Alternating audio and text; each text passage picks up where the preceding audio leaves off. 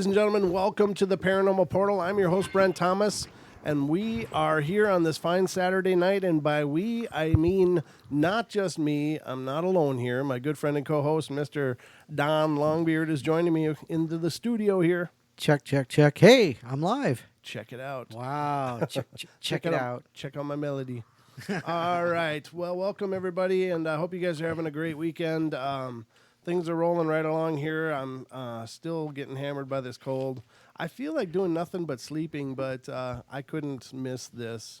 And, of course, if it gets too heavy, Don's here to share. Shoulder the load. Shoulder the load. I'm going to lean on him heavily tonight. But I hope you guys are doing well. We are going to do a Mayhem episode somehow. Apparently, some listeners got the idea that Robin was on the show tonight. I think that might have been a misunderstanding. That Robin Moonshadow, of course, is our great, our great friend and guest. And she does a lot of the proto-pygmy and little people stories. She's also an avid Bigfoot researcher and cryptid researcher. But she is not on tonight.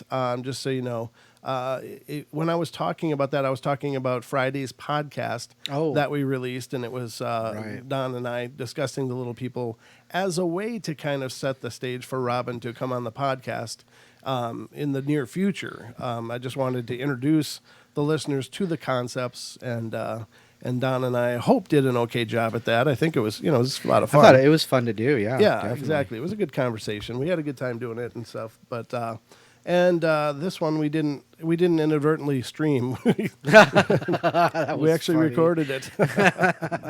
So on Wednesday, ladies and gentlemen, Don and I thought we were recording a podcast, but we were actually streaming it live to YouTube, and some of y'all got to get a sneak peek into the podcast world, just as, same as right now, right. Except that we would be talking about podcast stuff. And sometimes I do it topless. I mean, without my hat on. Ooh.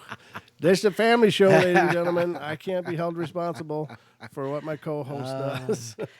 But I sure can be. He does have a full head of hair, just in case any of you are wondering. It's not he doesn't have a clean head or anything under there. It's not. Well, that might change soon. Oh, yeah. I seem to be thinning on the top of the crown there. It's like that song, by Rush. It's about finding more hair in the drain of the shower. I can't remember the name of it now. Well, I understand that. I understand that pretty well. Gemini says she listened to the Little People podcast. She said it was good. Oh, good. Thank you, Gemini. I'm glad you enjoyed it. And we got quite a few people in here. Let me see who's here in TFR first of all. All right, so I'm in TFR. TFR Wookie's in TFR. Chris Steiner's in TFR. Zeralath is in TFR. TC Hawk is in there. Don Longbeard is in there. Freeman 8 is in there. Curious Citizen, Sphinx 1 Links, and Expanded Understand. So great to see you guys. And Don, who is here in the YouTube? We've got Bigfoot Busters. Hey, how are you? We got our friend Cade Shipley. Duck Sauce is there. Of course, Gemini. Jerry Klein, how are you, sir? Hey, Jerry. Got Joe and Kenneth and Pam and Renee, Ricky Lee, and Voice of the Dragons. Yeah, and it's just starting here, so we'll see how it goes. They'll pile in. We'll get more. We'll see how it goes. Oh, there's Rivers. Oh, Rivers joined us. Just popped in. Well, welcome, everybody, and I hope you guys are ready for hopefully what will turn out to be a fun-filled show. But I can never tell. We'll see how it goes. Like I'm already feeling really groggy, but that's all the cough medicine. I'd feel that better if I hadn't drank all that cough medicine. Bill Murray, Stripes, great movie. Great movie. Oh, gracious. But it's actually true. I've got like different cold medicines in me, so I am a little foggy. In fact, Don and I were sitting here beforehand, and I'm like, wait, I was thinking it was Wednesday night, and Wednesday night preps are a lot easier than the Saturday night preps. So I was like, wait a minute, we got a show in 10 minutes, and we have to be on the network. Network show. Yeah, we were hitting the ground running, as it were. So, but that's the way it rolled. Gracious. We still made it on time, which is good.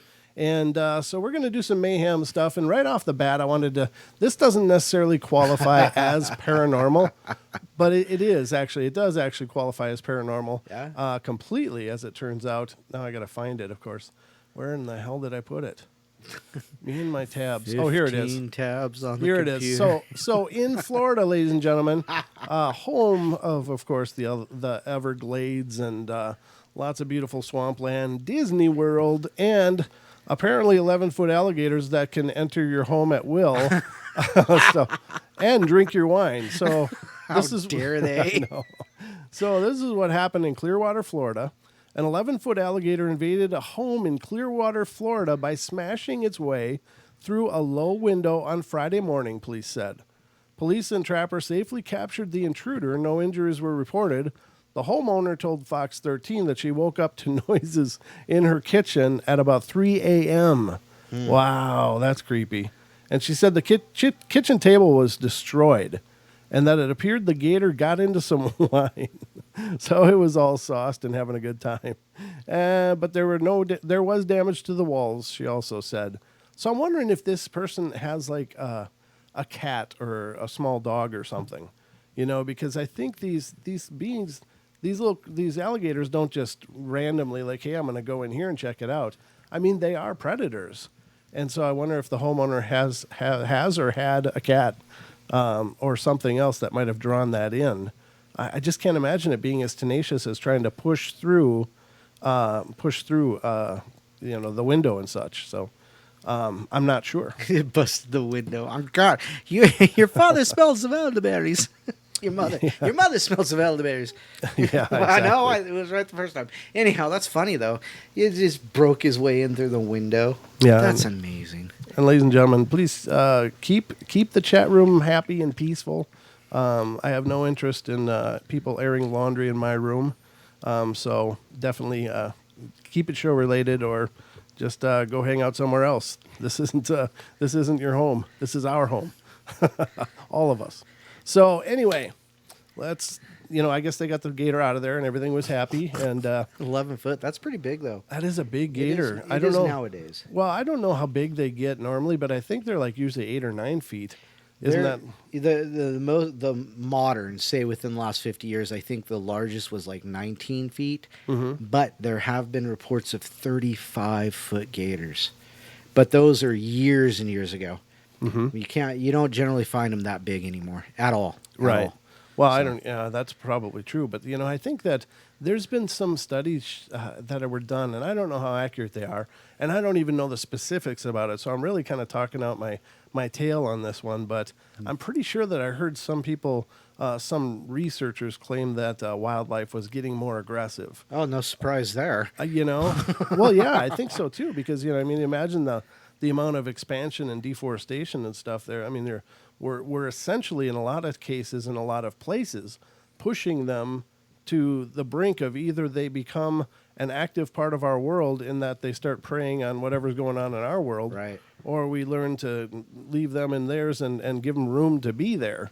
But I don't know. It's just really kind of tragic. Well, here up in the inland Pacific Northwest, you see these mountains that are just carved. Right. All of the trees are just gone on one half of a mountain, which really looks bizarre and it really looks tragic. But then you see that there's 15 or 20 really big houses cut into the hills up there too.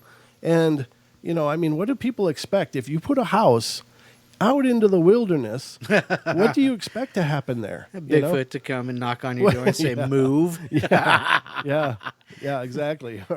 or whatever. Where's the cookies? Because yeah, no doubt. So but I mean, really, honest to God, if this person's house could be right next to an old swamp or something, so perhaps this is an ancestral kind of land for these alligators, and hey, welcome to our neighborhood. The alligators back what belongs to us. Yeah, the alligator's taking a drive-through total approach. Went right through the window. Boom. Straight to the bar. He's drinking it up. So that's pretty bizarre, ladies and gentlemen. Is that paranormal? Not necessarily, but it is in a sense, because I don't know. I can't imagine what drew that in.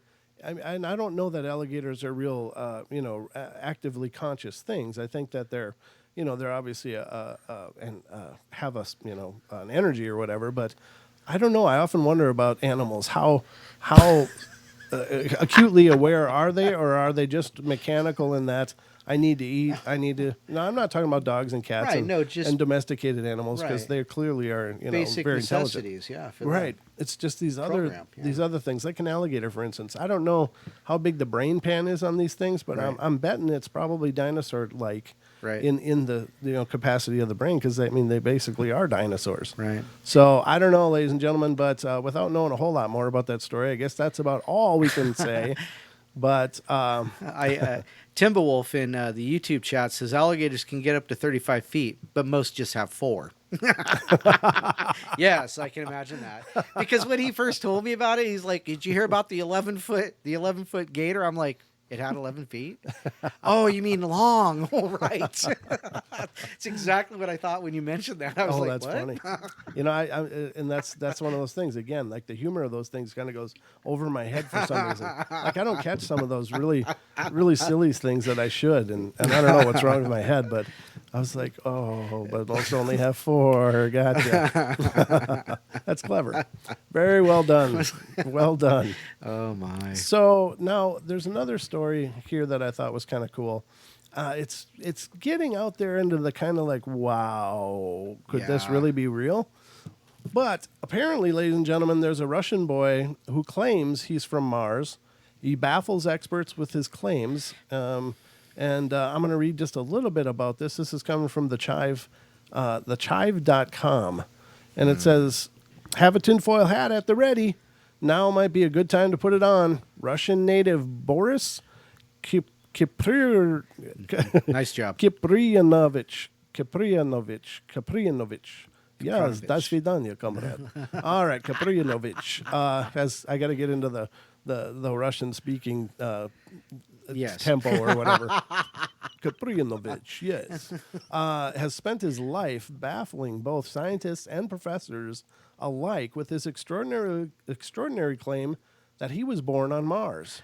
Oh, okay. So while declarations as outrageous as his are normally laughed off, Boriska has spent his life confounding experts with his astounding knowledge of our planetary system and is even hailed as a child genius.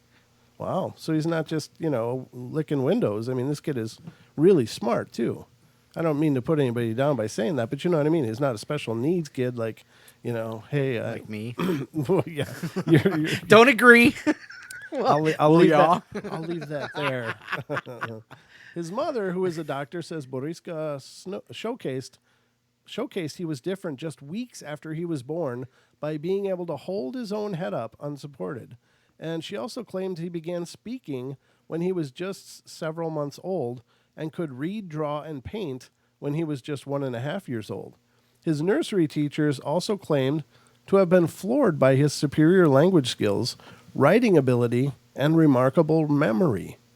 And while his parents and teachers never specifically laugh at him and outer space, laugh about outer space when he was young, Boriska has a deep understanding of it and would often speak of being born on the war-ravaged red planet Mars and alien civilizations. Boriska states that although it succumbed to a massive nuclear catastrophe between two sets of beings, there were survivors, and Mars still harbors alien life. Wow. So he says, Boriska, who is now 21, has claimed throughout his life that he is previously a Martian pilot that traveled to Earth, and he also adds that he is not the only child from outer space, and that others like him were actually reincarnated and sent here with a specific mission and are referred to as indigo children. Interesting. That's a different take on the whole indigo thing than I've ever heard. In this video, he even references seeing planets up close from a spaceship while adding, "You cannot see them from Mars, really." I'm going to sneeze. Oh. I'm trying not to. Oh, all right. I made it. Whew. My eyes are like crying now, though. I actually love sneezing, but I don't want to blow mucus all over my my desktop here. That's the reason I don't sit at your desk. Yeah. Here's where it gets even kookier. Boriska insists there's a lot more to be discovered on Earth and has pointed to the Great Pyramid of Giza in the past, which he says hides big secrets. The human life will change when the Sphinx is opened. It has an opening mechanism somewhere behind the ear. I do not remember exactly. So what's so curious about that? Scientists have very recently made the discovery that there's a hidden, mysterious void within the pyramid at Giza. Its purpose and what may lie inside is still unknown, and scientists currently have no plans to use an intrusive technique to find out. According to Muhammad Ismail, a spokesman for the Egypt Ministry of Antiquities, says, "It's the Great Pyramid. We cannot touch it." Ah, very interesting. So, interesting story. This kind of ties into last night's show when we were talking about past life stuff. I guess I wish I would have found this yesterday, but I mean, it's fine now as well. It's still a remarkable claim. Right. Boy, that's got to be a tough one, because that really requires you to suspend a lot of what we understand as reality. Right. Well, but there's been lots of hypotheses and just that kind of thing about why the planet is the way it is, and a nuclear war would explain it. Oh yeah. So a lot of speculation about what's going on. Now, also there was a movie called it had Gary Sinise in it and Don Cheadle. Don Cheadle. Yeah. And they went to Mars, and Don was left there, and then Gary Sinise's character had to go get him. I can't remember the name of it, but the face. It featured the face on Mars, and they sent a sound wave towards it, and it opened, and it was. And then you go in, and they tells the story of what happened to Mars. And that's exactly kind of the same thing. Something happened, right. Planetary-wide catastrophe, and they literally, got out of there. So, what the kid's saying is in line with the movie, so, and the kid's old enough to remember the movie, but if he's been talking about this stuff for, 2 decades now, almost 2 decades, right. Then, it's kind of an odd thing. But, it's hypothetically and speculatively, with what we see, it would not surprise me at all if that's what happened. They blew themselves up, and got the hell out of there. Like, this show's over. Let's go. Yeah, exactly. So, very strange. I don't know. Could there be, something that obviously happened there? And of course, you see in the rover footage, right? You see these parts and pieces laying around that look like they could have been something very, very unnatural. They're not just natural formations. Looks like shattered statues everywhere and pieces and parts, and I don't know. It does look like something horrible happened. Right. Yeah. I don't know. Well, and then plus there's supposedly a picture that was taken off the rover of a possible Martian soldier. Have you seen that? Mm-hmm. Yeah. So, Yep. Dang. I know it's out there, ladies and gentlemen, but what is possible? Again, you gotta get to the point where you go, what is possible?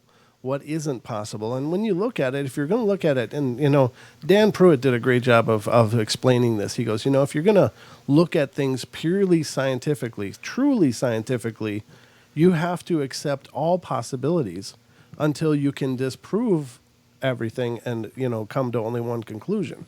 Well, we can't come to one conclusion yet because we haven't even set foot there. We've got these little probes running around on Martian space, but do we know anything other than maybe some? Well, I believe we know a lot of things, but I don't believe we're given. We're not privy to that knowledge, us as the lay people.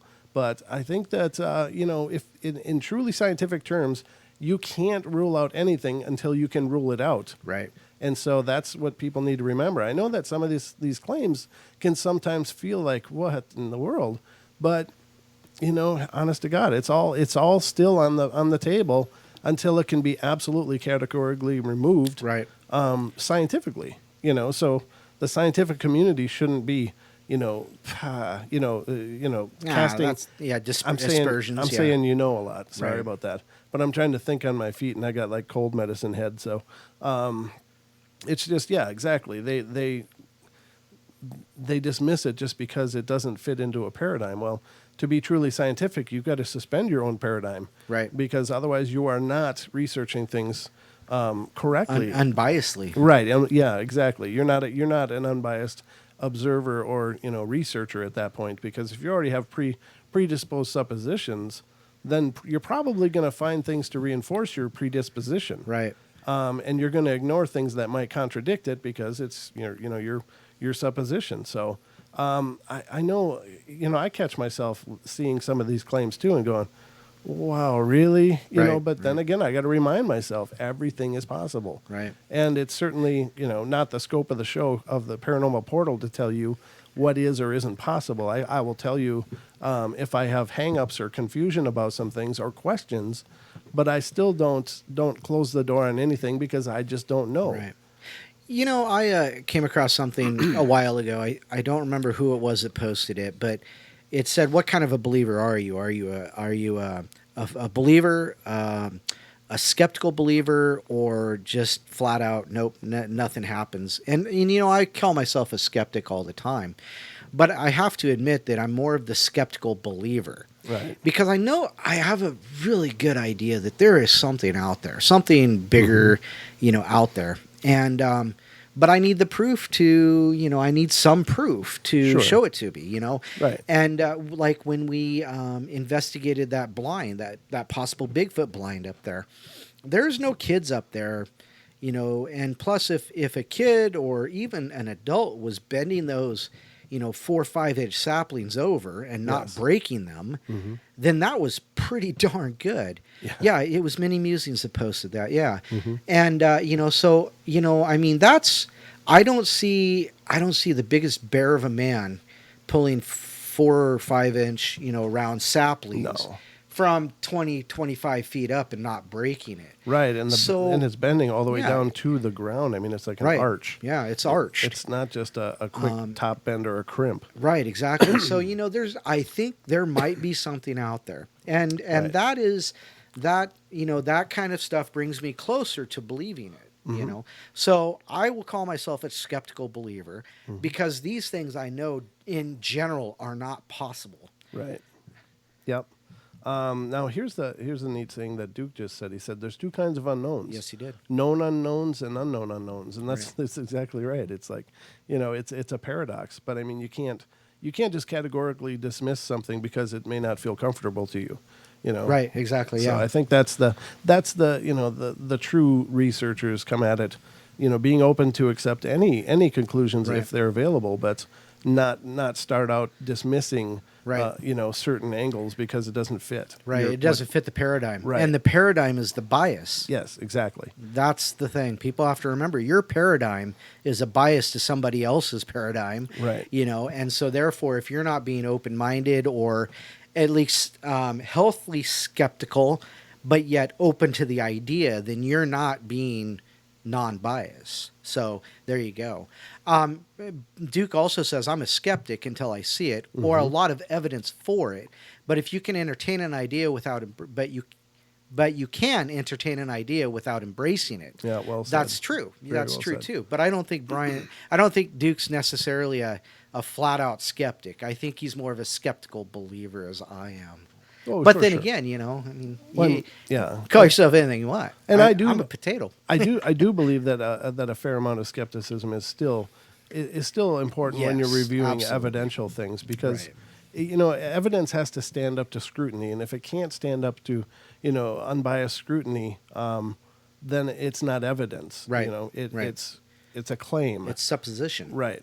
You're making a claim, but if it does stand up to scrutiny and unbiased inquiry, then it's powerful, and Right. you can definitely change paradigms that way. So Yeah. But anyway, that's the boy from Mars. I wanted to cover that a little bit I think because that's awesome. it is a cool thing. I think it's really cool that this kid is out there, and could he be? I guess it's possible. I don't pretend to know this stuff. I don't know a lot of what we're talking about here on the portal. I'm an enthusiast about all of it though, and I'm trying to learn. So we're already down to a minute. Can you believe it? Really? First break coming right up, wow. ladies and gentlemen. Jeez. That's how quickly the time flies here. But before our break, let me just remind you to check out our store on Teespring, teespring.com/shows. Stores/paranormal-portal. Yep. And you can check out our items that are currently for sale. And they certainly help to support what is the portal, which is me and Don and a whole lot of ambition. But so we're going to see what we can get done this year. But that's definitely something you can do. And you can also make sure to be subscribed to our YouTube channel. And you can also make sure to check out the podcast wherever you get podcasts from. We're out there too. So we're going to go to break, ladies and gentlemen. Don't go away. We'll be right back for more of this Paranormal Mayhem.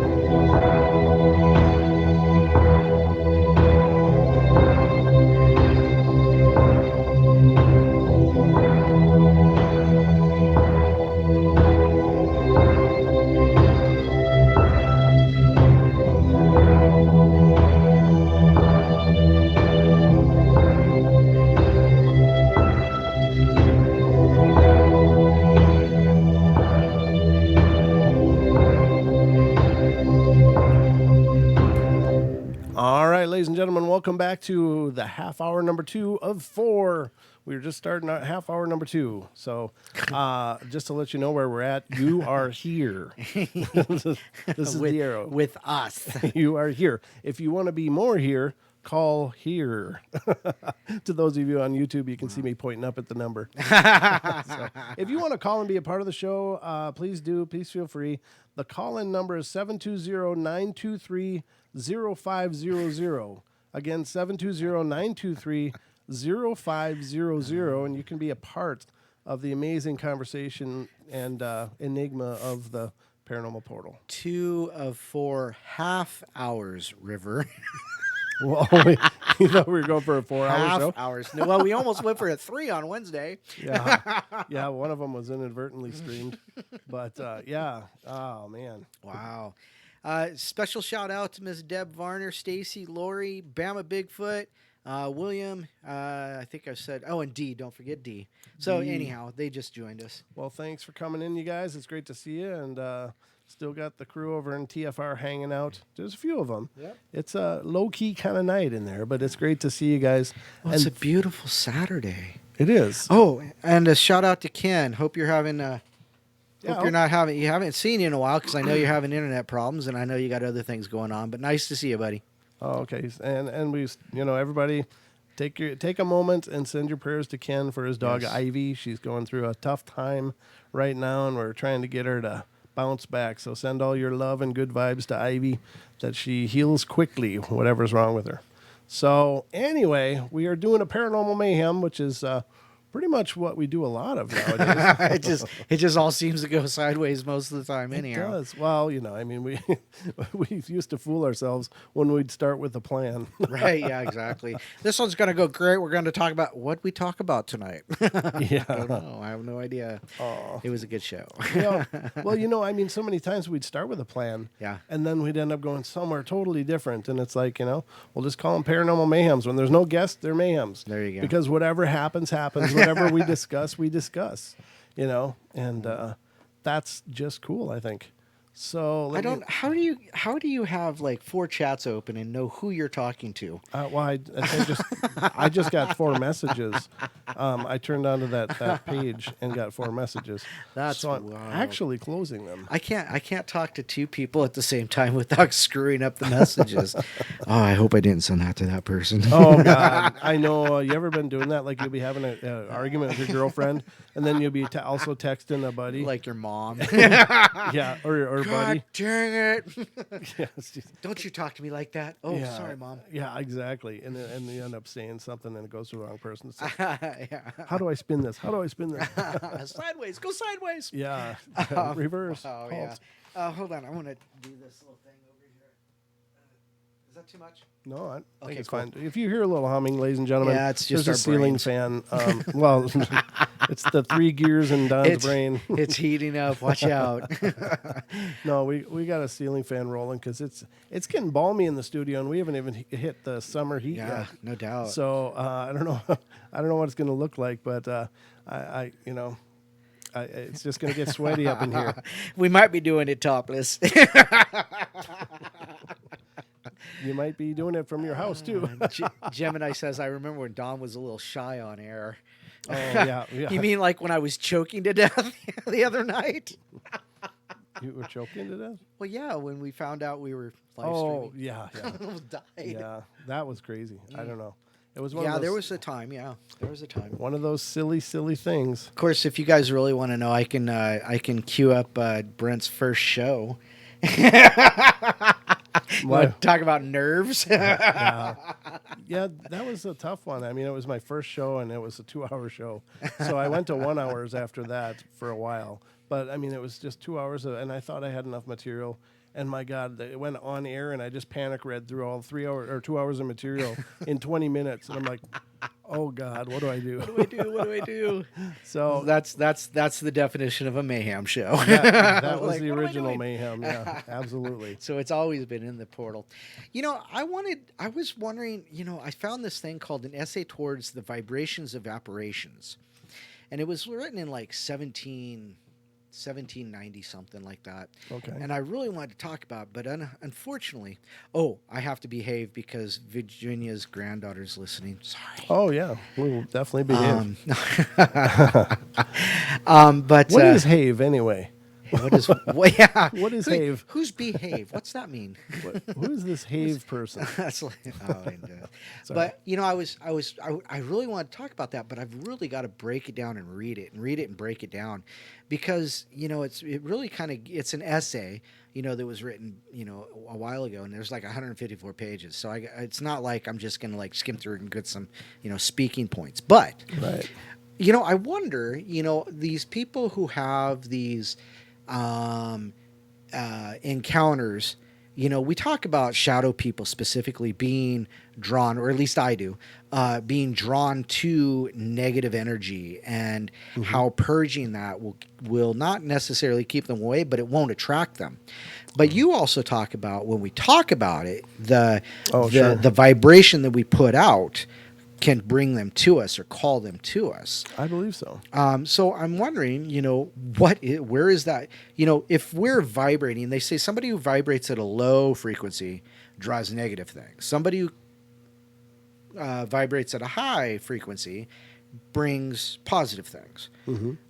Where is that line? Where is that line in that vibration that brings the things that you don't want to, or is like having paranormal experiences, like kind of like a precursor to, hey, you're about to get into some dangerous, vibrations here. You need to take a breath, breathe in, exhale, breathe in, breathe out, breathe in, breathe out, that kind of thing, and let some stuff go.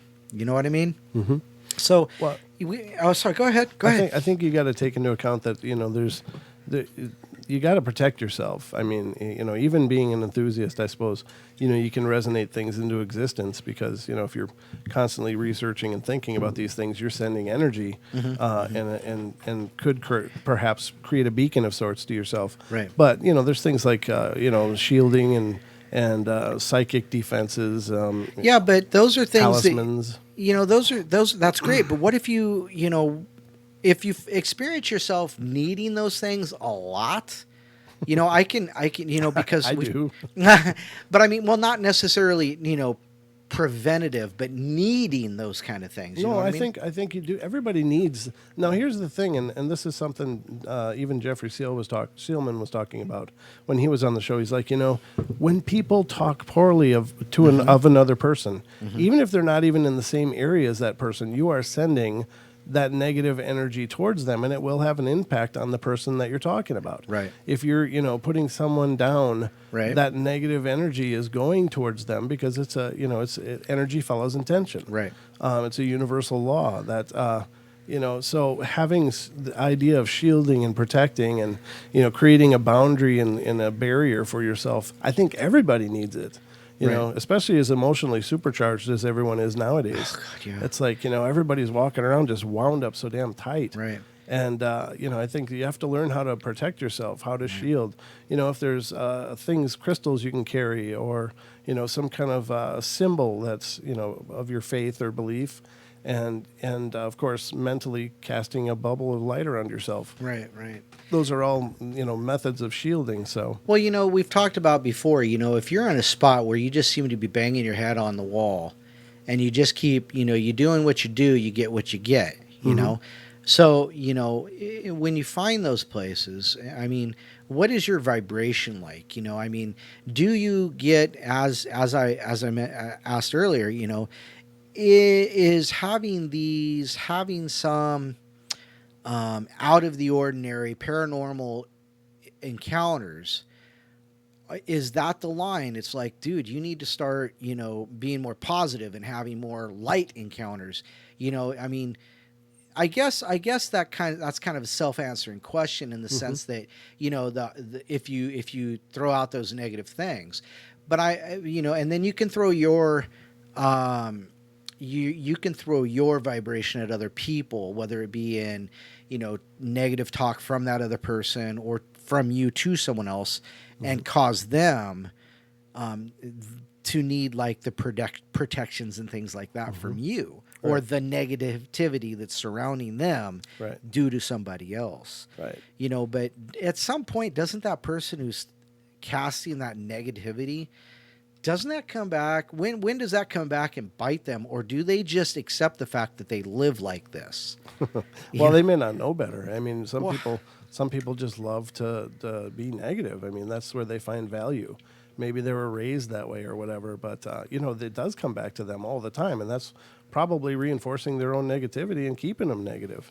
Is because God, everything happens to me. It always happens to me. And those other jerks get everything they want, but me. Right. And so But that's being selfish. That's negativity in and of it's- itself. But that's the way they're perceiving their experience. Right. And yeah, it is selfish and it's childish, but it happens. And that's another thing. Is like I've said before, I believe we speak ourselves into our own reality. So if you, as an example, if you say you're going to be sick, you're gonna be sick. That's that I negative know. vibration. As I was telling people, I was coming down with the cold. Exactly. They're like, no, don't say Don't that. say That's that. it." And you're right. I know about that, but I also know that I do believe that in many cases these illnesses are extraordinarily productive. That we are cleansing our bodies, Right. and it's part of the way Right. the body just pushes crap out. Right. And so that's why my nose is making 5 pounds of snot every It's 5 amazing, minutes. isn't Yeah, it? it is. I can't believe my head should be a vacuum right now because there shouldn't be room for anything else except this snot that I keep blowing out. Oh God. But illnesses are part of a cleansing, and it doesn't feel nice, but when you look at it from that effect, I mean, it's like it helps. It's helping you in a long term.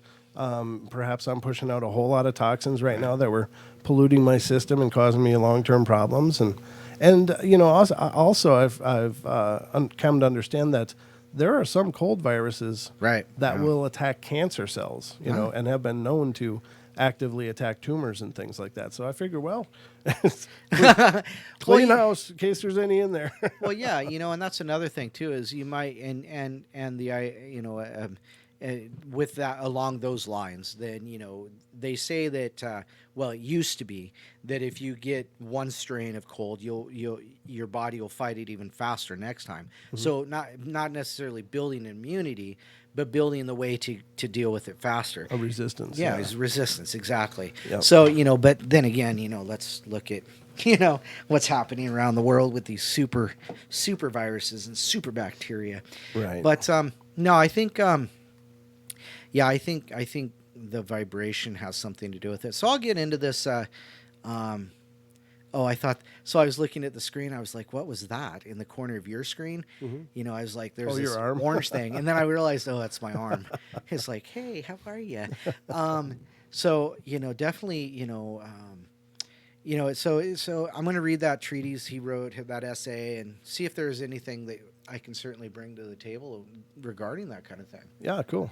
I look forward to it. Yeah, that'd be great. All right. Hey, Bigfoot Michigan Rob. Hey, Rob. How you doing? Good to see you. Did you have something you wanted to read? No, that's what I was going to talk about. So Okay. I am diligently looking for more. All right. Let me read this then while you absolutely. diligently look for more. Hospital errors lead to dead patient opening eyes during organ harvesting, ladies and gentlemen. And this is from CBS News, July 9th of 2013. It's a long time ago, but it happened. So apparently somebody was pronounced dead, and they had agreed to donate their organs, or whoever was speaking for them decided that that'd be a good thing to do. And so when they're about to harvest the organs, the patient wakes up. Opens eyes. Oh my God. So I put it on the Facebook, of course, in a couple of places, but I'm like, how's this for a nightmare? Yeah, no doubt. So it says a Syracuse, New York hospital is facing $22,000 in fines due to improper handling of patients, including one dead patient who opened her eyes as doctors were about to remove her organs. The Syracuse Post-Standard reported that the New York State Health Department found St. Joseph's Hospital Health Center negligent in the case and admonished the hospital for not adequately looking into how this mistake was made. Patient Colleen S. Burns was reportedly admitted to St. Joseph's Emergency Department in 2009 after overdosing on Xanax, Benadryl, and a muscle relaxant. Right. Hospital notes obtained by the Post-Standard revealed that the doctors thought she had undergone cardiac death. After doctors consulted with the family, they agreed to withdraw life support and donate her organs. Nope. What actually happened was that Burns was in a deep coma from her overdose and did not have irreversible brain damage. The health department discovered that the staff did not perform a recommended treatment to stop the drugs from being absorbed into her stomach and intestines. They did not test to see if she was free of all drugs and did not complete enough brain scans, and they also did not wait long enough before recommending the patient was taken off of life support. In addition, her doctors did not pay attention to a nurse's notes, which stated that Burns was not brain dead and, in fact, was getting better. A nurse performed a routine reflex test and discovered that Burns' toes had curled downward at the bottom of her when her bottom of her foot was touched. Wow. Despite all the signs that Burns was still alive and had brain function, a nurse injected her with a sedative and failed to note it on the chart. Even when she was being prepped outside the operating room for organ harvesting, her nostrils flared, and she could breathe independently from the respirator. And she was also moving her lips and tongue, but this was only when Burns was actually in the operating room and had opened her eyes that doctors called off the procedure.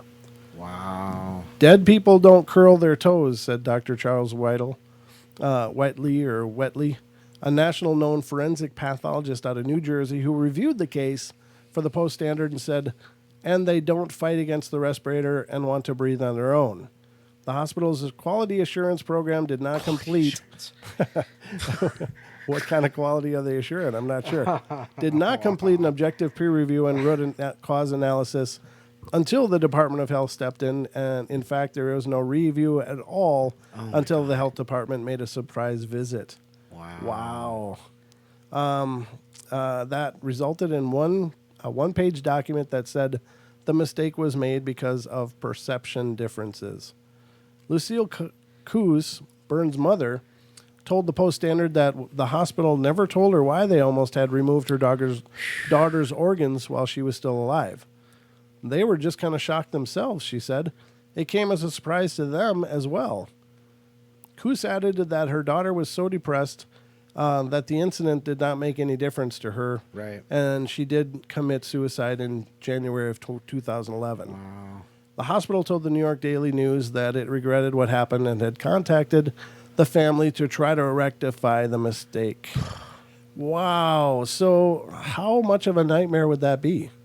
Now, here's the thing that I have discovered, ladies and gentlemen, and that is generally when they're moving to harvest organs, you are still alive, but not conscious. Right. And the argument, I guess, is more to do with, will you ever be able to regain consciousness, or is there just too much brain damage? Right. And so a lot of times they give a sedative to keep a person under, and then they start harvesting. I don't understand it. That's scary too. And apparently what I'm understanding as well is that the term brain death is pretty ambiguous. There is no real medical determination for whether someone is brain dead or not.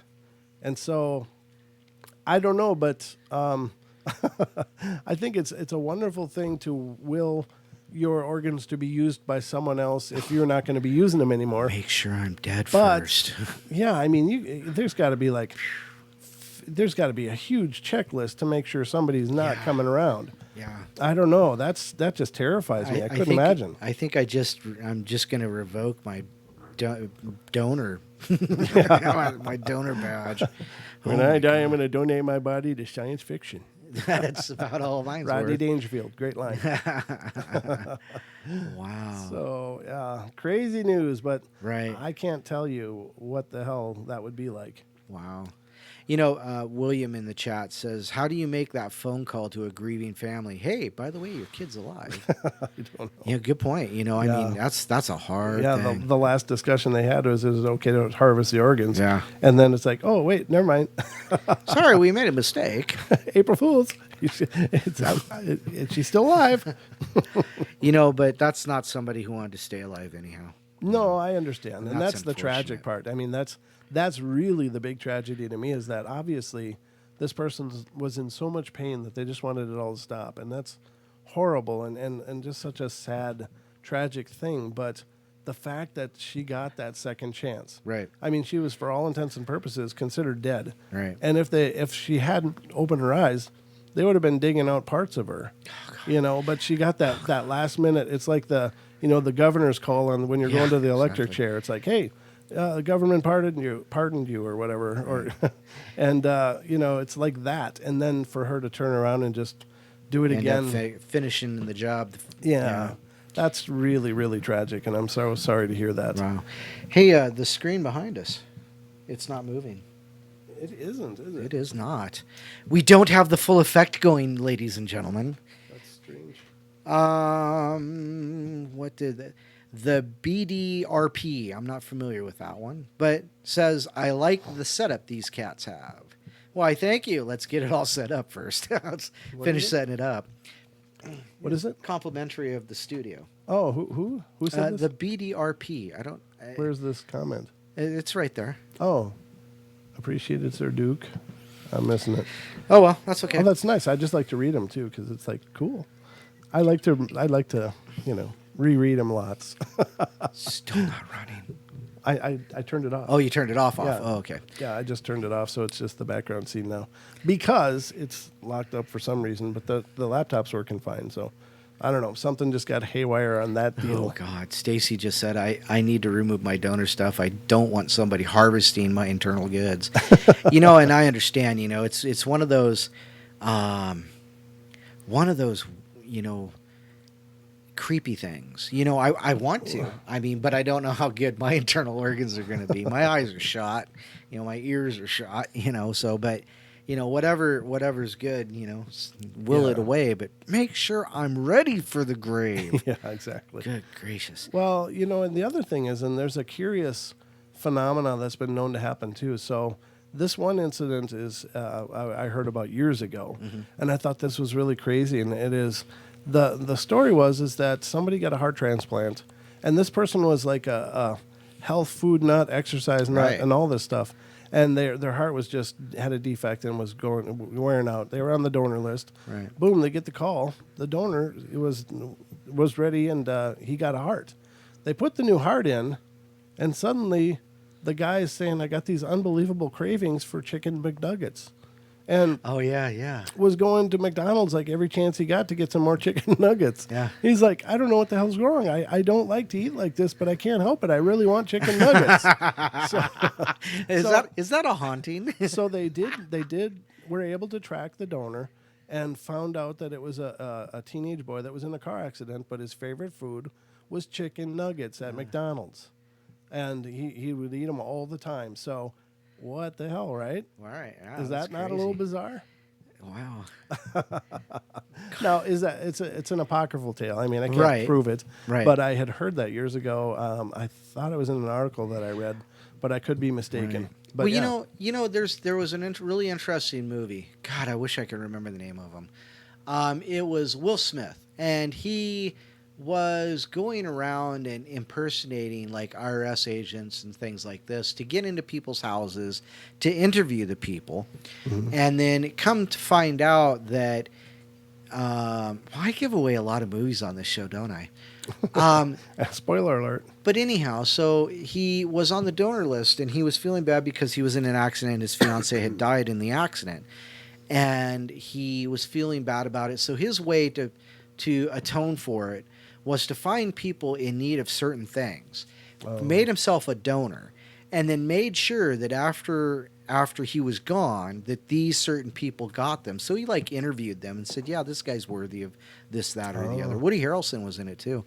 And was it not Ray Don Chong? I can't remember her name.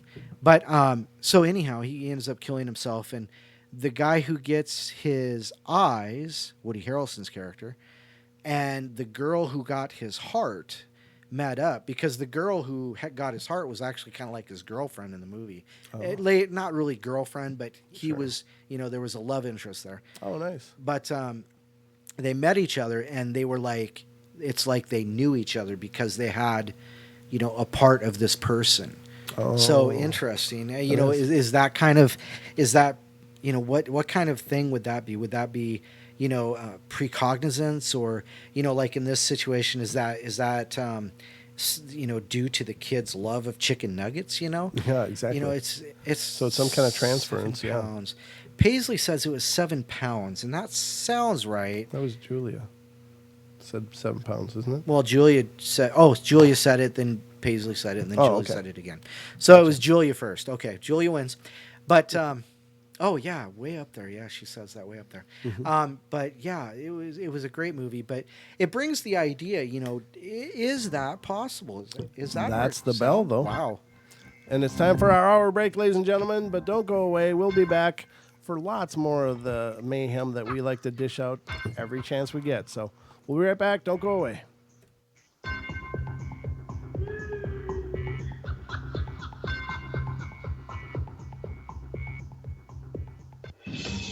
Truth Frequency Radio is your...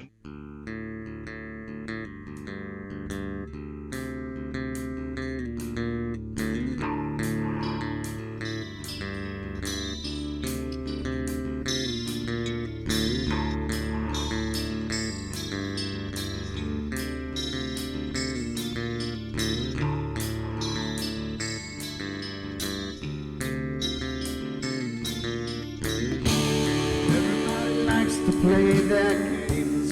Everybody loves to place their bets.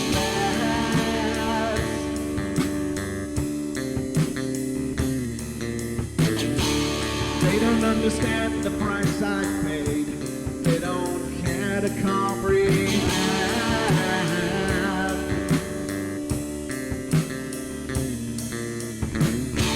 Trace their lines upon my body, dripping scars across my heart.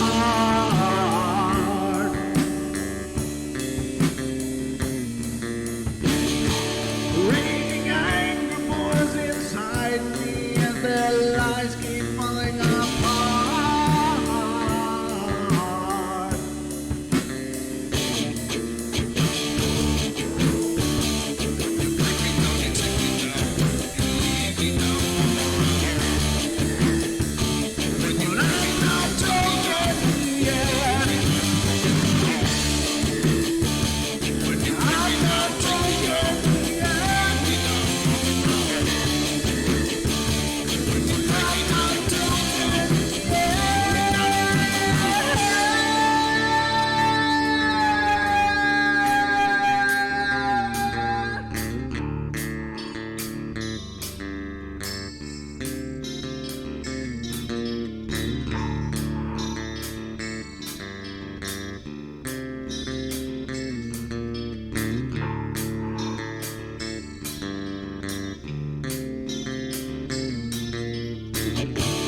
I am finished with my silence. I am not a stupid toy.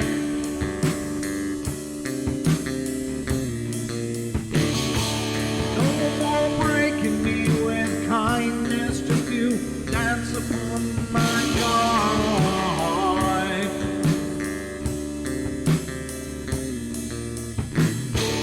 Leading me with empty promise, you're just another fucking mess.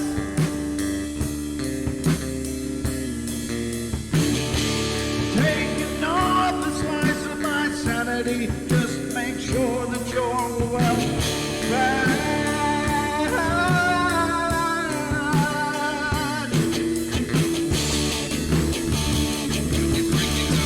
I'm not talking yet. I'm not talking yet. I'm not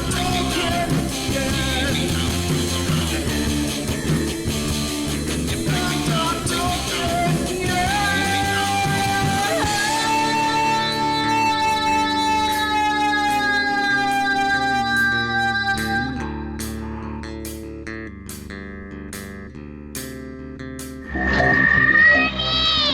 I can't see you, Mommy.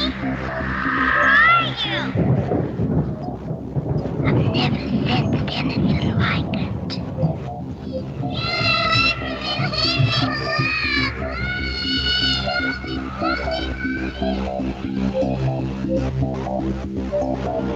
Carol Ann is not like those she's with. They're attracted to the one thing about her that is different from themselves. Her life force. It is very strong. It gives off its own illumination. It is a light that implies life and memory of love and home and earthly pleasures. Something they desperately desire, but can't have anymore. Right now, she's the closest thing to that. Poltergeists are usually associated with an individual. Hauntings seem to be connected with an area. A house, usually. Poltergeist disturbances are of fairly short duration, perhaps a couple of months. Hauntings can go on for years.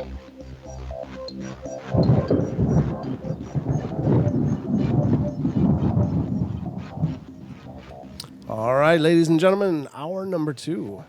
I hope That's the beginning of the third half hour. that's the beginning. We are beginning the 3/4 of the journey, the third quarter of our game tonight. Yeah, that's really me singing in that song. The song's called "Emotional Buffet." It was written several years ago, but yeah, that's me singing. I don't know why are people impressed by that? Why don't they? Doesn't it sound like some people say, "Yeah, I can tell it's you because your voice on the show, I recognized it," and then other people would be like, "Really, that's you?" So, You know, it's funny because you played it for me when we first started doing this, and you're like, "Yeah, I don't play this much." And I said, "Brent, your music's still relevant," and he's like, "No, it's not." And then thank you everybody for proving my point. That's awesome. well, thanks. I appreciate that. Yeah, it's a cool song. I like it, but it's I didn't really ever showcase the music anywhere. I just wrote it because I just had fun doing it, and it was a way for me to process a lot of emotions, during. That's what music's for. Yeah, well, it was for me. It was very therapeutic to write songs just to get things out and process them in the different way. So, it was kind of all done in a semi microcosm. I mean, I shared it with a few friends and stuff, and they were of course like, "Oh, I like it," but I didn't always know if they were being really objective. But you guys are very kind. Thank you very much. That's cool. It's not available yet, but we're trying to talk him into remastering them and making them for sale. Yeah, I would have to. I mean, I could release it the way it is and just say, well, this is this is the version that I got. But I would like it to be more sonically correct.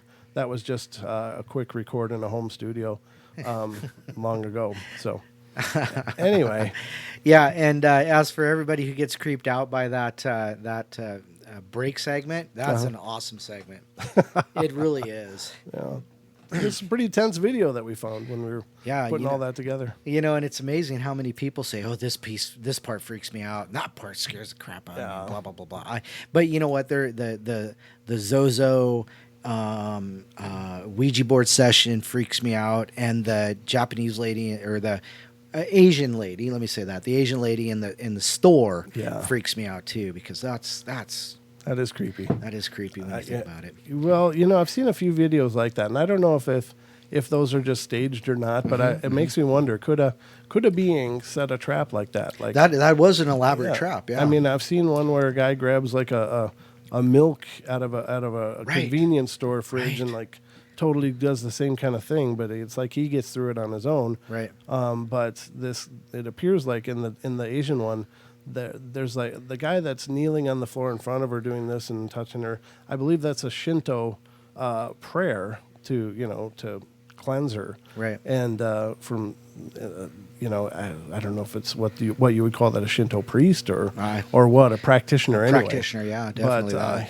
he it looks like he successfully exercises it, and then you see the sign flipping. So I mean, it's like it's got a physical ramification. Same thing for the convenience store one. It like the guy's all done, and then he's down on the ground and kind of just goes limp, and then all of a sudden on the shelf in front of him, you see like stuff flying. It's like wow, pretty intense. Yeah. So I don't know if those are absolutely legit or not, but I thought they were interesting and made a good visual reference for the song. I'm Not Broken Yet. It's called Emotional Buffet. But so I guess Yeah. we'll just go with that. Ken asks, Don, do you do music? I do more when I've made music. I did more EDM kind of stuff, non vocal. I used vocals, but they weren't like lyrics. I made more of a sound technician kind of thing, that kind of thing. So Sure. yeah. But anyhow, so that's my music making. As a matter of fact, I released an album in 1999 Did you really? called The Sleeper. Yeah. Where is that? Do you have a copy of it? Oh, of course I have a copy of it. It's actually, let me rephrase that. It's an EP. What does that mean? Extended play? Yeah. Like a 5-song maxi single or something like that. Was it pressed onto an album or is it a CD or what? I got them on CDs with artwork and everything. Oh, cool. Yeah. I'd like to hear that. We can showcase some of that on the Oh, portal. hell no. Whatever. Oh, don't be shy, Don. I wonder if I have anything on this computer about it. So, but anyhow, wow, yeah. Don's getting all emotional now. Like, It's, hey. it's amazing. People care about this stuff, I know it. That's just it. It is kind of baffling, but it's flattering all the same. Right. I've written a bunch of other songs that I don't think are worth a damn though. But I mean, there's a few of them that I really like, and the Emotional Buffet is one, and Feline is the other. Feline is the intro song for I do have it on this computer. You do? Yeah, I do. Is it an MP3? Yeah, it's all in MP3. You want to send it to me? No, because there, you make it and then you're like, oh man, I must have been high at the time because that's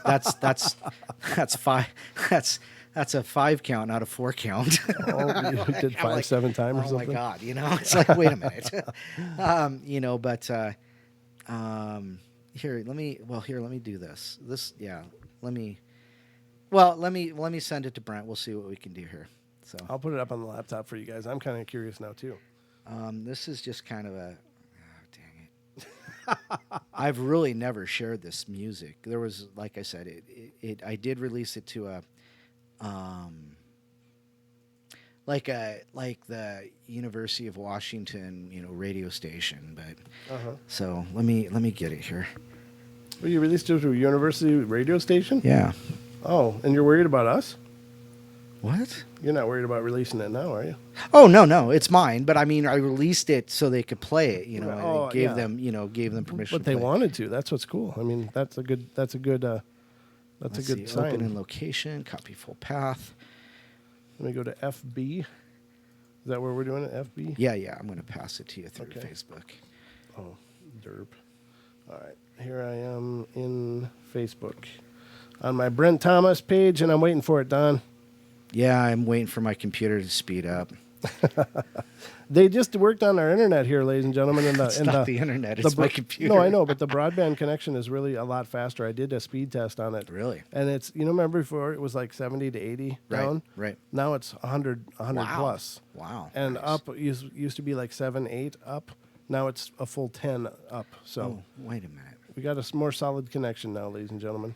So I just totally. You know what? Talk about something else for a minute while I pull this up All because right. it's not coming up like. All I right, want it to. everybody, talk quietly amongst yourselves, and we'll get this all sorted out. White light shields. Well, I don't know if this is going to be good or not. I think I just clicked on a junk link. Hold on.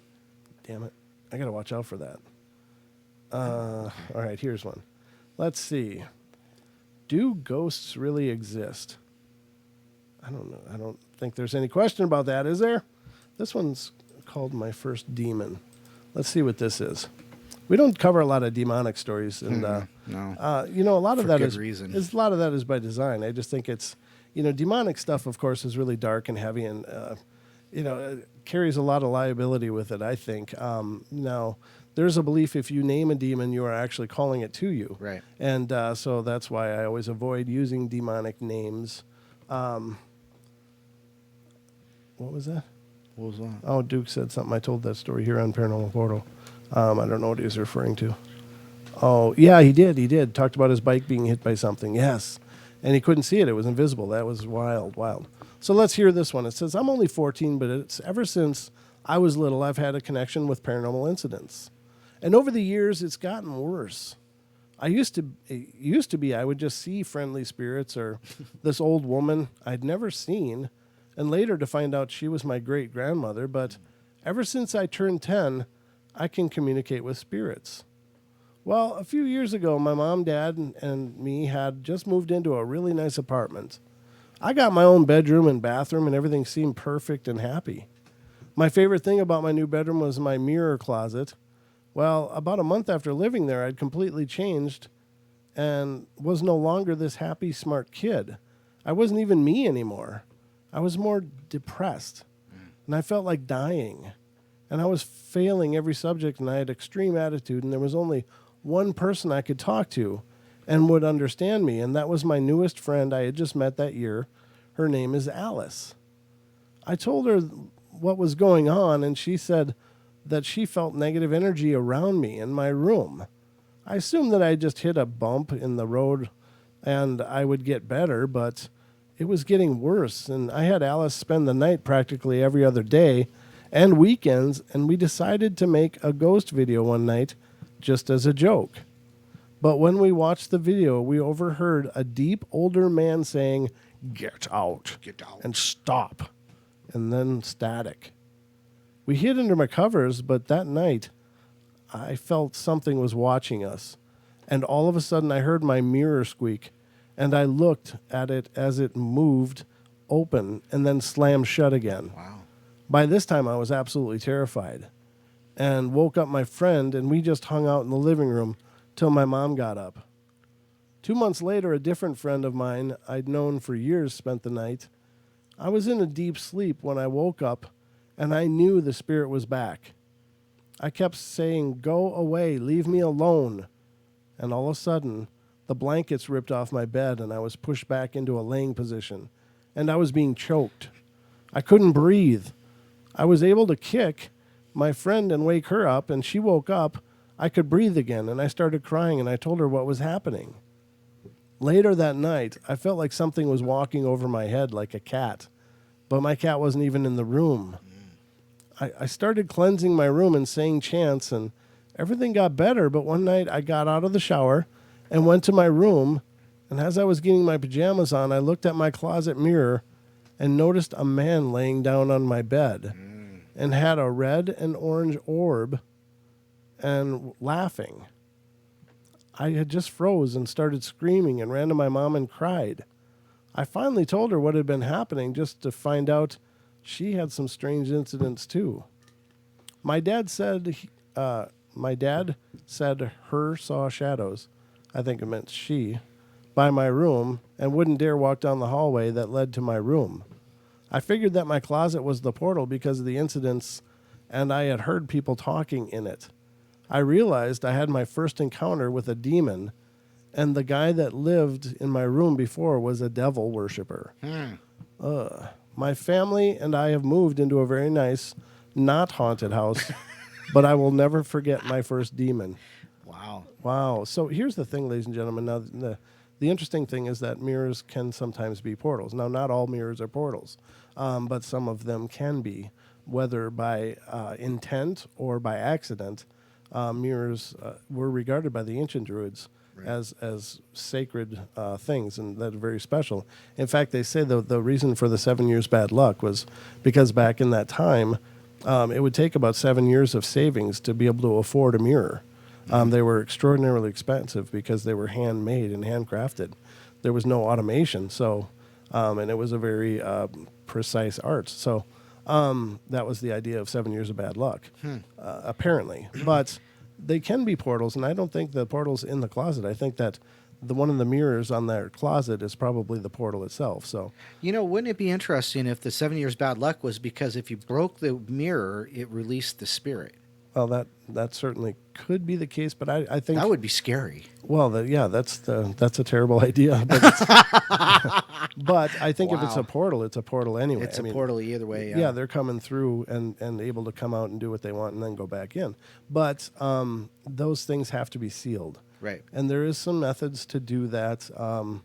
Sometimes, if you want a real simple one, if you're Christian or have faith in the Christian ideology or the cross, then make the sign of the cross with your hands, mentally doing it over and over while mentally pushing out to close, and you're sealing it. I'm closing you and sealing you, and do that. I don't know, for a while. It'll depend on you, I guess. but do it at least saying that 3 times and making 3 crosses. That's a very rudimentary, basic one. There's another older sealing method, and I don't usually talk about these things because I don't want to ever be responsible for people's, what you believe or what you don't believe. I never want to insert myself, but in things like this, and in Reiki, there's a symbol that's called the Choku-rei, and that is a symbol that's it's like you make a it's hard to explain, but it's as you're looking at me, guys, on YouTube, you'll be able to see this. But if you're not able to see it, look it up on YouTube or on Google. Choku-rei, Chokurei, and it's a symbol that looks like number 7 backwards, goes down, and then goes into 3 consecutive spirals and ends in the middle. That's a Reiki symbol that's used for banishing or closing or opening if you do it in reverse. So those are just a couple of real easy, basic methods of sealing and closing. You can certainly use anointing with holy oils or sacred oils or holy water, with the intent that you're closing it and sealing it. But if you don't feel like you're strong enough to do it, then don't try. Yeah. Get someone in that is. So just a couple ideas. I don't mean to ever insert, practices into this because it's never been the scope of the portal to try to teach people. Mm-hmm. We just have discussions. But I think that those kind of things are important if you think that you might have a portal. Those are some methodologies that you can use to potentially close it. But use whatever resonates with you. I mean, if there's a religious symbol that resonates with you really strongly, use that. But just know that when you're looking at it, making that symbol, you are causing it to be sealed. So... What's funny? Dill H in the chat says, "Hey Brent, I love your music and want to know where I can listen to it. You've got me hypnotized, just like Don's beard." Actually, no, Brent, no beard fetishes, Don. Just love to hear you laugh. Well, thank you very much. But it's okay if you have a beard fetish too. I've got you under my spell. I've got you in my tendrils. Yeah, I don't have tendrils or tentacles that I know of anyway. Well, when I put the beards in, it looks like tentacles. Oh, did I get a message? Oh, gosh dang it. Yeah, you sure did. Oh, here we go. Oh, gosh. It's Lord Esh. Yeah. A little jungle. A little jungle. Do you guys want to hear it? No, they don't want to hear this. I think they do. They don't. I think they did want to hear it. So let's take this moment to showcase Don's music. It won't be too loud. I don't get a lot of volume out of this connection, but because I got to do it from my laptop in order for it to be heard on both formats, both YouTube and TFR. So. Oh God. How much time we got before break? Oh gosh, I don't know. Let's look. I'm gonna look and make sure we got enough time. I think that's 7 minutes. That's only like 2.5 minutes. All right, let's do it. See what happens here. Oh boy. Don't let me get embarrassed. Oh, bother. Back then, I was doing a lot of weird stuff. Okay, here it goes.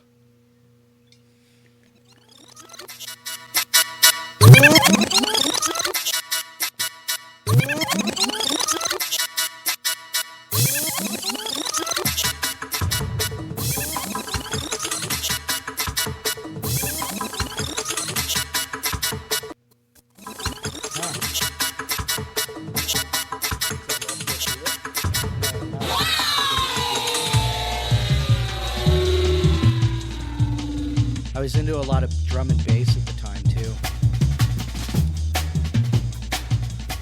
It's good sound and snare, though. Yeah. And the bass is really bassy. I like bass. It's all about that bass.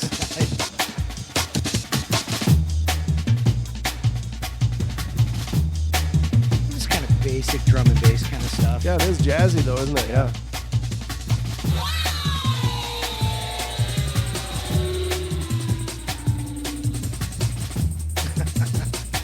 Pretty calm. Pretty solid.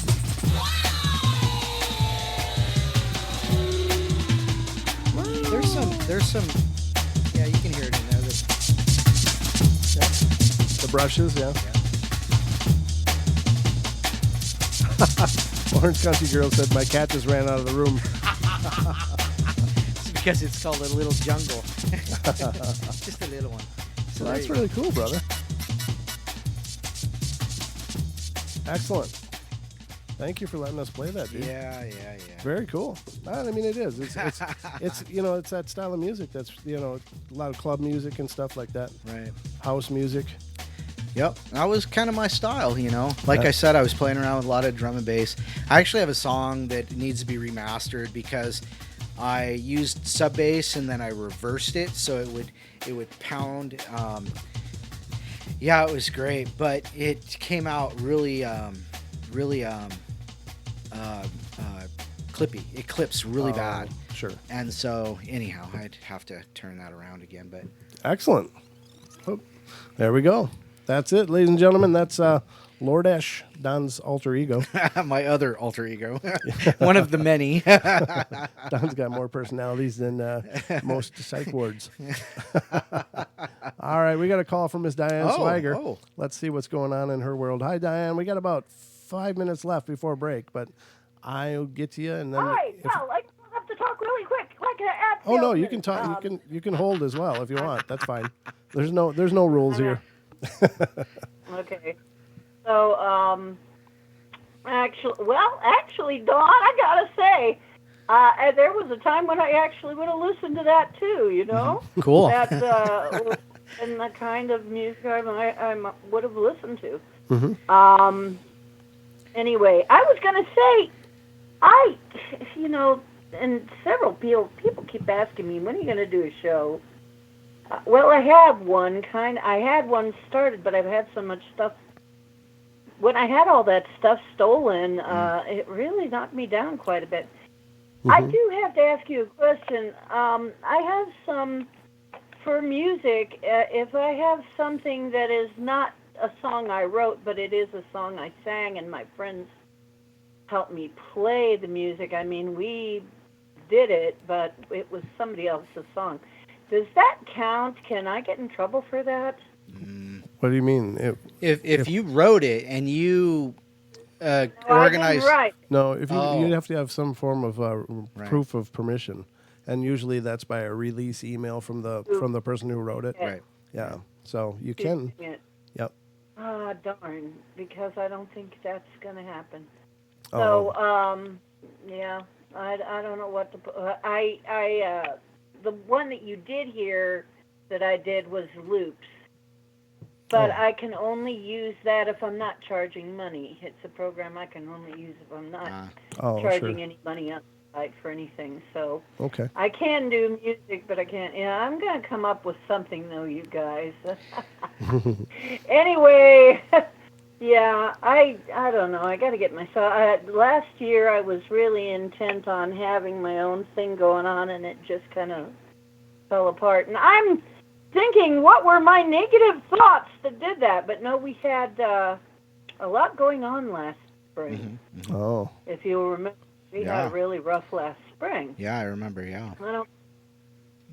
I don't think it was all just our negative thoughts that were doing it either. I think we were kind of all going through something there.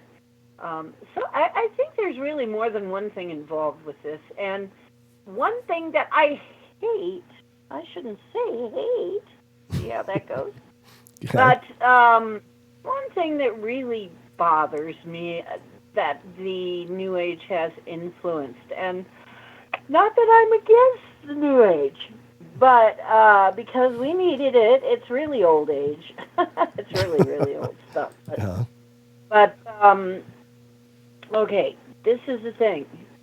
There's this sort of a, and I think it all stems from people needing to be holier than thou. Mm-hmm. Okay. If things aren't happening to me, it must be because I'm of a higher vibration, you know, or something. And this is not necessarily. What the heck? What was the crescendo? What was that? And the story of D begins. Whoa. Okay, somebody agreed, I guess. I don't know. That was one of my... That's an affirmation, I guess. Yep. Well, anyway, that was odd. So, yeah, I think there's more to it than that. I mean, well, one of my problems was Sean had just taken that stuff out of my head. I just had basically a psychic operation on my brain operation. Sean does brain surgery, by the way. You got to watch it though. It'll mess you up for a while. I mean, it needs to be done, but it will mess. If you have psychic surgery done, you have to recover almost like from an operation, real operation. Just as a side note. So, if you guys ever try this, anytime you have something removed from something like your brain, you're going to. So I went through a long period where I couldn't even see hardly anything. I couldn't sense things right.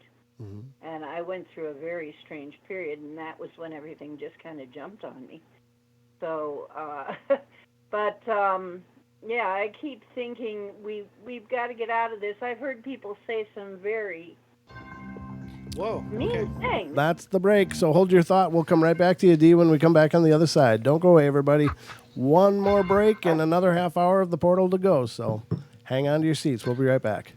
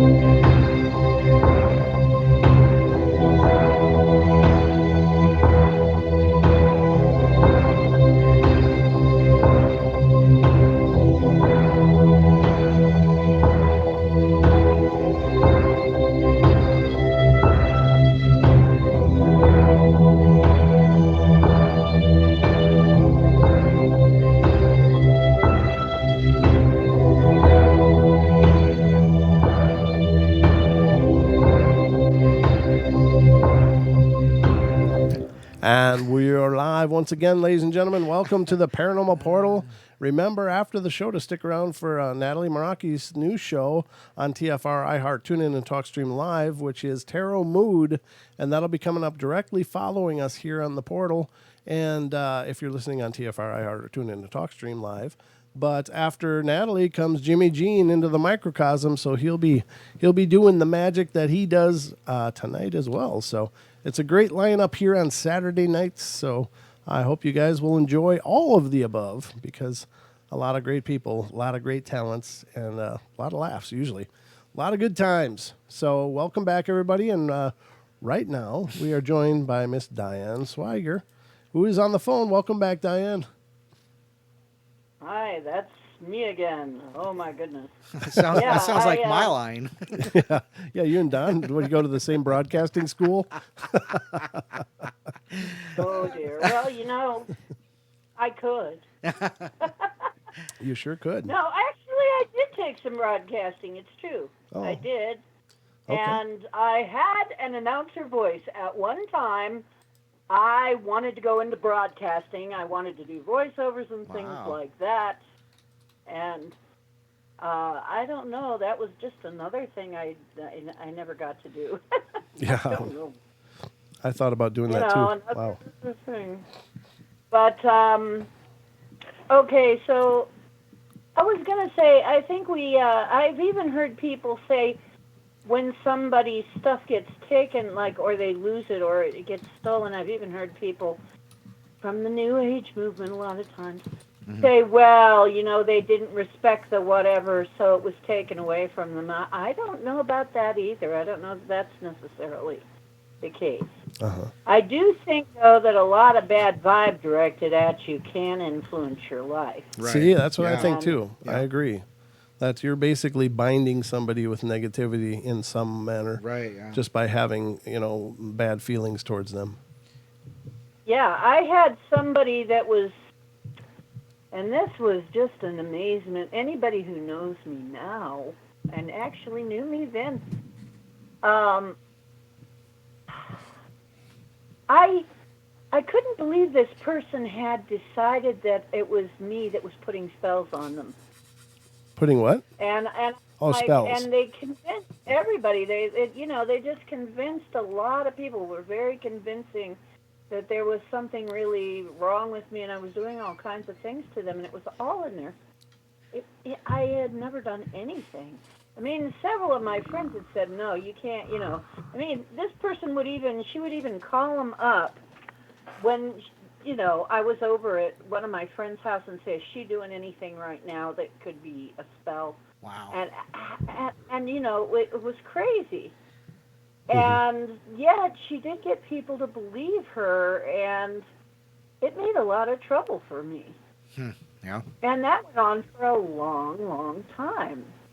And I mean, it doesn't even have to be magical. It's just somebody runs up ahead and says, and convinces people what a terrible person you are and that you're evil and putting spells on them. And it's like, how would you like it if I did that in front of you? I mean, how would you like it if everybody that you might meet, I would do, I mean, you guys know, I actually practically step in front of paranormal bullets to protect people. Absolutely. So, I think these things can happen just because some people seem to have a very intense energy. There was a fellow I knew who was mentally ill, and he was multiple personality, and he could do a lot of stuff. Oh, really? And he could really mess with a person's life. Oh. I mean, sometimes these things are that way. I mean, it can happen. I mean, to this day, he was like me and Sean and Joel, and, he could do all the same kind of stuff, but he had chosen the dark way. And, yes, he could just, from a picture, all he needed was to have a picture of someone, and he could influence them. Yikes. He could do it, and I mean, I can go in. I mean, I I think probably Diana Orcutt was really surprised how fast I popped in when she showed me a picture of her place and looked around, and she's like, well, now imagine an evil person who can do that. Yeah, exactly. Okay. Imagine So, me yeah, not sharing pictures of my What? house. I said, imagine me not sharing pictures of my house now. You don't want me to see you in your unders? If I'm in my house, never mind. Anyway,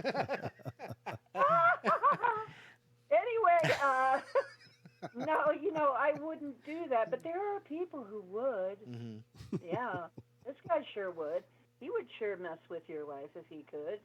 I don't know why that's allowed to happen. I guess we need something to push against in order to learn how to push against it. But, I haven't figured every single thing out yet, too. But Right. I will say that there was a lot of stuff going on for a while that I think is beginning to decrease now ever since. I have noticed since 2012 a lot of things are decreasing in volume, of things that I'm handling. Some things for a while there, it was like crazy. I saw tons of the same thing, but now it's kind of waning a little bit. Right. So I don't know if there's an ebb and flow or if we are maybe conquering some of this. Mm-hmm. But I just want you to know that, I've heard the same thing too, that, you've got to raise your vibration. Yes, I understand that and I believe it to a certain extent, and you won't attract this stuff, but what if you've already got this lamprey on you? Yeah. Right. Yeah. Got to sour the milk then, that's all. Very hard to dislodge. Yeah. Go ahead. You got to sour the milk then, that's all. You got to change the vibration. Exactly like on Star Trek, right? Yep, exactly. Right. Yep. That's right. But it's really hard to do once you start having the negative stuff happen, particularly if you don't understand the concept in the first place. Mm-hmm. And we've all been kept in the dark. So once again, all of this stuff has been kept from us to make us powerless, I think, like make us good slaves. I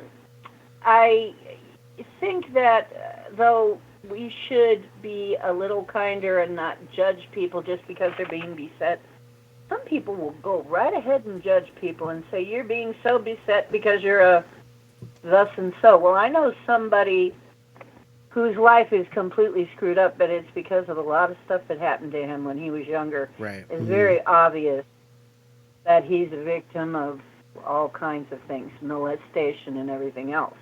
Oh, geez. And yes, his life is messed up. Mm-hmm. And it's very hard for him to unmess it. And the sort of things he says to me when he gets mad, I can tell what happened to him. It's an open book to me. Right. What happened to him. And no, he's not going to have a normal life. He's going to be fighting his way through it all his life, probably. Right. To get over that. Sure. So that's why we're told, don't judge people like that, or like right off like that, because people will take it as a lame excuse to feel superior. And I really don't like that. I really don't like it one bit. As being on the other end of that and trying to get myself out of this quagmire, I can tell you sometimes it's not easy to get ourselves out of these pickles. Right. Sure. Right. No, I agree. And you know what I can do. And you know what I can do. And it was still hard. Okay? So, you know what I can... It was still hard for me to dislodge myself from some of this. And that's also why I was using Dee Swiger and Diana Singer, and that's part of the reason why I was kind of hiding for a while. Right. There were actually people that were, like, out to get me because of something somebody said. They would just, like, find out who I was and, like, be afraid of me or start... I had somebody I actually went to an event one time, and somebody said, what was it? It was like they did something to, like, banish me, disperse me, do something to me, to get rid of me. Why are you still here? It's like, what? Yikes. What are you talking about? Right.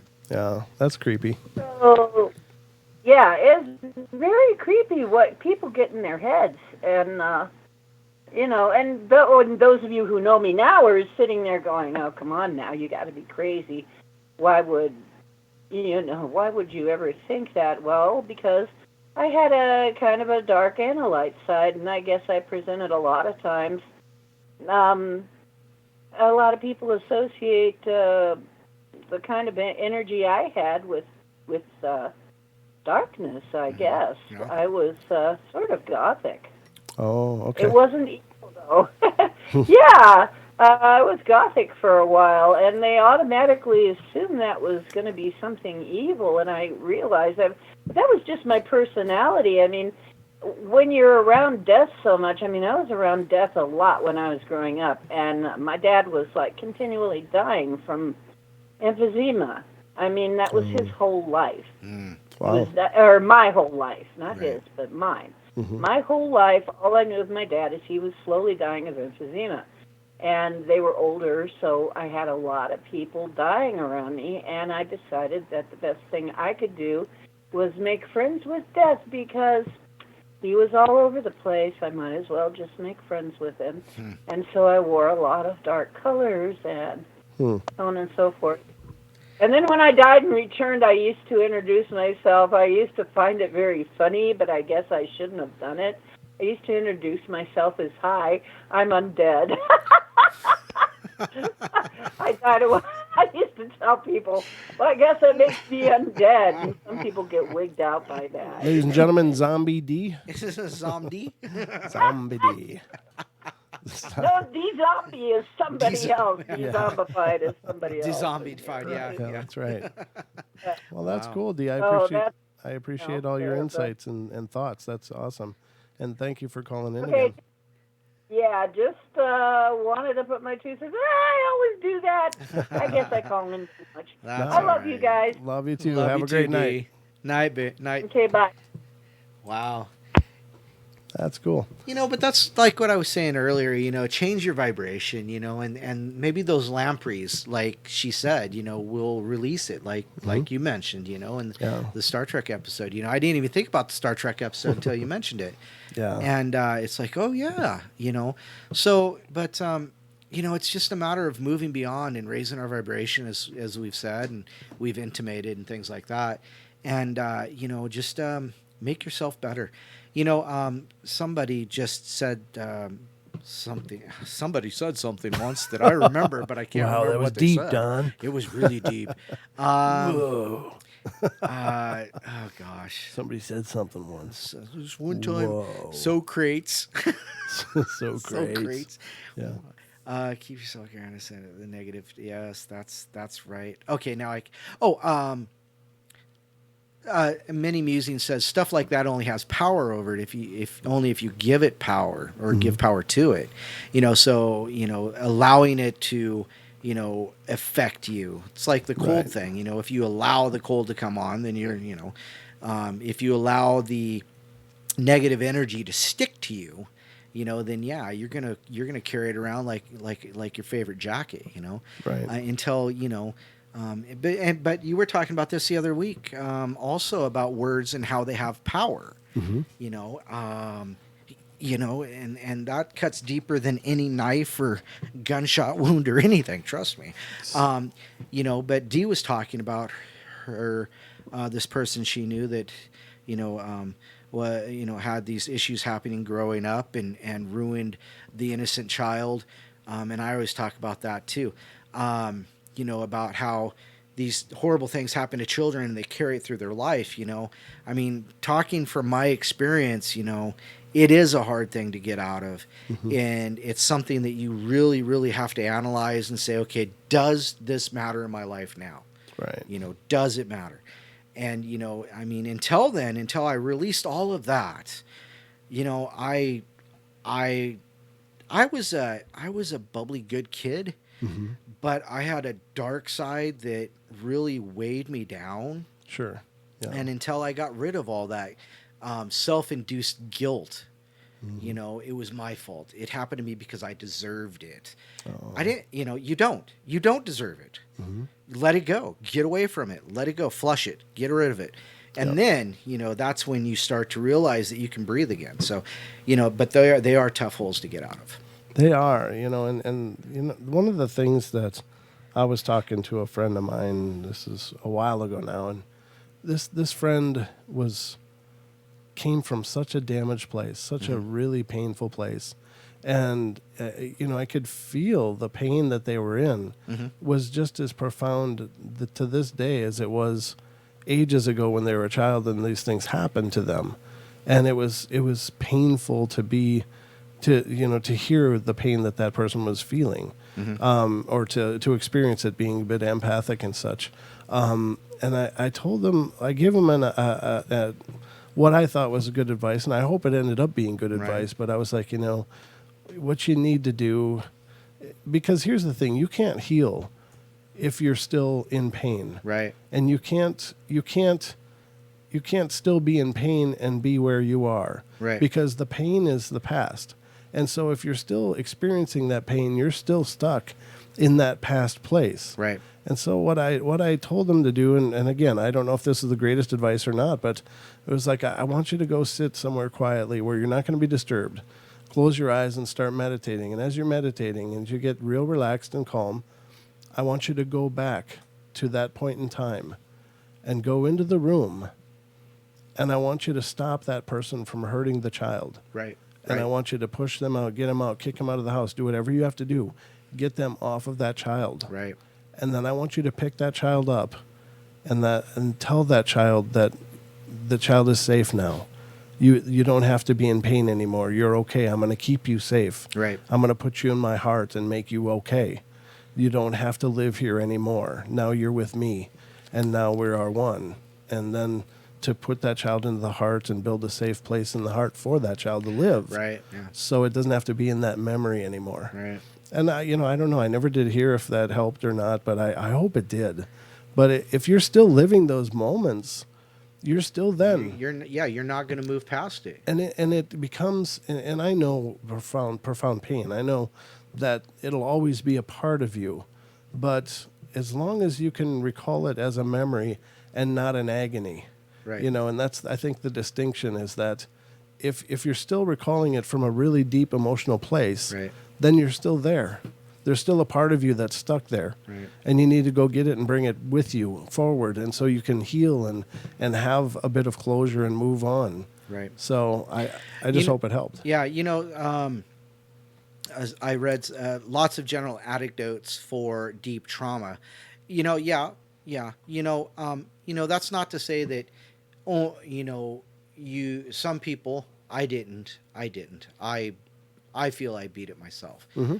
But, that's not to say that some people don't need help with it, So if you need that help, if you can't get over it, then, or get past it, or build that wall, or, comfort that need, then definitely find somebody that can help. Because you know what? I mean, it's so worth it, but it's a long, hard thing. So it took me years to have value in myself again. So. Right. Yeah, I understand. And certainly when somebody treats you poorly, it's going to diminish your light for a while, but that's just healing. Right. That's just part of the process. Well, and that's like you were saying, you can't live in the past, but you can't. Another way to say it is don't let it define you. Right. Your definitive moment is when you can move past it. Mm-hmm. So. Yeah, exactly. No, I think that's very true, and I think that we probably all carry those burdens and those bricks, and yeah, absolutely. It's just part of the human condition, I guess. Right. But some people seem to have gotten a lot more bricks than others, and I don't know if that's They're, fair or not, or if that's karma or what. I don't know. They're but carrying the whole wall. Right. Yeah. Exactly. So I just hope that everybody finds their way to healing, and I guess the Paranormal Portal can be about this kind of stuff too. It can be about whatever we decide, but. Yeah, I mean it's tough. Life is tough, Life is a tough journey, but right. I think the fact that we have a family here is what makes it all wonderful. There you go. So I'm gonna try to find something to. How much time do we have left? 6 minutes. Oh, okay. Yep, yeah. 6 minutes left. I thought that's what we had. So I'm gonna see what I can find here.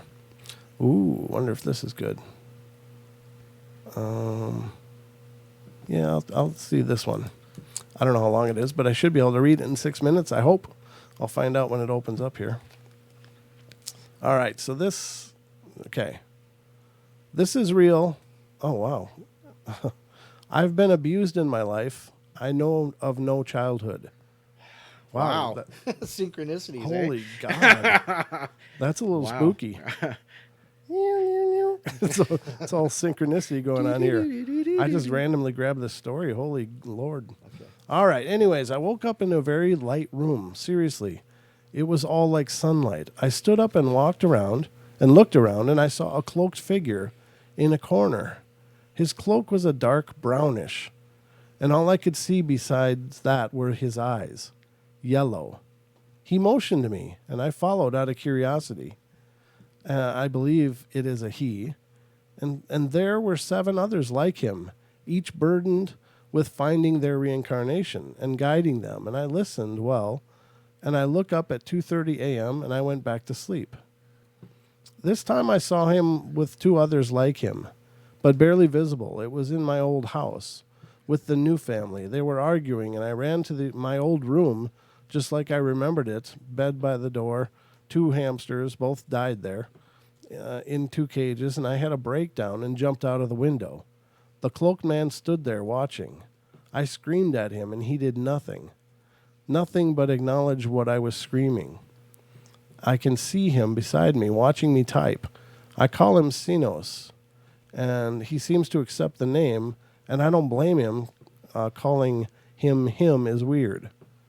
And this is another, it's like several entries, January 5th. This dream is short, but he told me that I was doing a great job and other praises, and he told me not to tell anybody about him. I'm breaking that promise, and he is watching me do it with his yellow eyes. February 1st, this dream was the foggiest, but all I could see was him and darkness, and I wondered why I was seeing this. I have an imaginary wolf friend in the waking world, but I share Sinos in both reality and dream. This may seem creepy to you, but my father, he got a vasectomy before I was born. It did not take, and my birth date, time excluding the year, and place were those of a dead baby my mother gave birth to a long time ago. Could I be experiencing paranormal activity, or is Sinos just an imaginary friend? I need help. Wow. That's wild. I don't know. I don't know what to make about it. So he opens it, says, first of all, I'm 13. My dad died 6 years ago, and many close relatives followed. It all started on 12/24/2011, and I can remember some of the dream. Yes, a dream. And this is hard to type in an empty room on an iPad. So then he went on to the narrative. I'm sorry, I missed that first part. It's crazy, though. Yeah, it is. It's crazy, but so is the portal. Now, ladies and gentlemen, remember, after the show, if you're on TFR iHeart, tune in and TalkStream Live. To stick around for Natalie Maraki. She'll be coming up next with her Tarot Mood Show. And Natalie's a great person. She's got a great sense of humor. And She certainly does. She certainly does. She's a live one, ladies and gentlemen. Let me tell you, she's a live one. And she'll be back on, or she will be on, and just following the show. But then following that, Jimmy Jean will be coming up with Into the Microcosm here on TFR iHeart. Tune in and TalkStream Live. And if you've never listened to Jimmy before, you should probably give it a shot. Jimmy's just got this real cool, laid-back, eclectic show, and it's a lot of fun to listen to. Very wild.